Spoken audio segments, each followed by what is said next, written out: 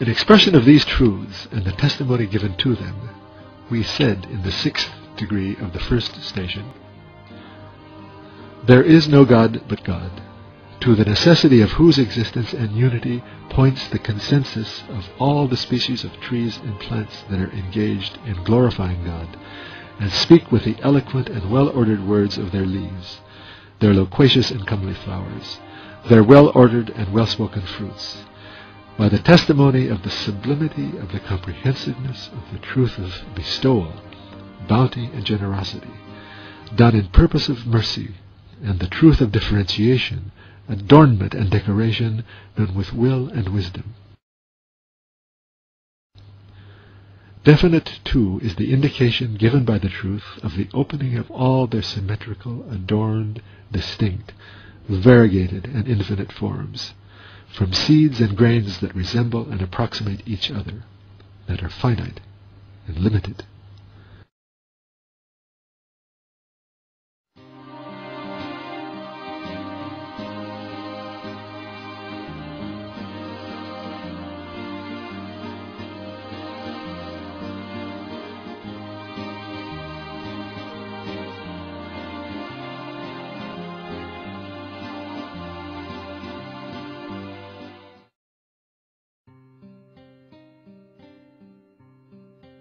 As this traveler through the cosmos proceeded on his meditative journey with increased eagerness and a bouquet of gnosis and faith, itself like a spring, gathered from the garden of the spring, there opened before his truth-perceiving intellect, his cognitive reason, the gate to the animal and bird realm. With hundreds of thousands of different voices and various tongues, he was invited to enter.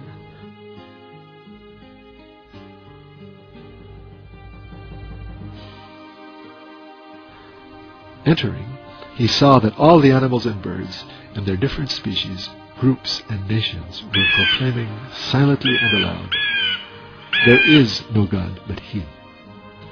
and had thus turned the face of the earth into a vast place of invocation, an expansive assembly for the proclamation of God's glory. He saw each of them to be like an ode dedicated to God, a word proclaiming His glory, a letter indicating His mercy, each of them describing the Maker and offering Him thanks and encomium.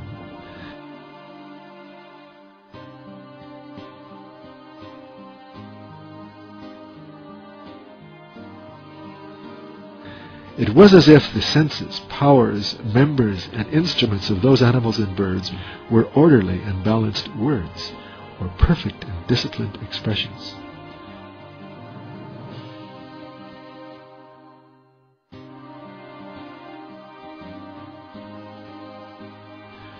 He observed three great and comprehensive truths indicating in decisive form their offering of thanks to the Creator and Provider, and their testimony to His unity.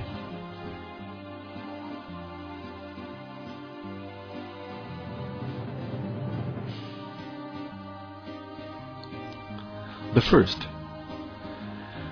their being brought into existence with wisdom and purpose, and their creation full of art in a fashion that in no way can be attributed to chance, to blind force, or inanimate nature. Their being created and composed in purposive and knowledgeable manner. Their animation in being given life in a way that displays in 20 aspects the manifestation of knowledge, wisdom, and will. All of this is a truth that bears witness to the necessary existence of the eternally living and self-subsistent. His 7 attributes and unity, a witness repeated to the number of all animate beings. The second, there appears from this a truth so vast and powerful that none other than the one powerful over all things, the one knowledgeable of all things, could lay claim to it.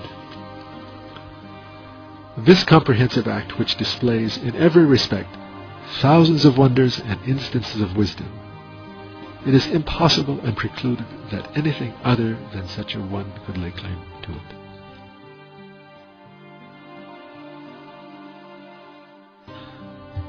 The third,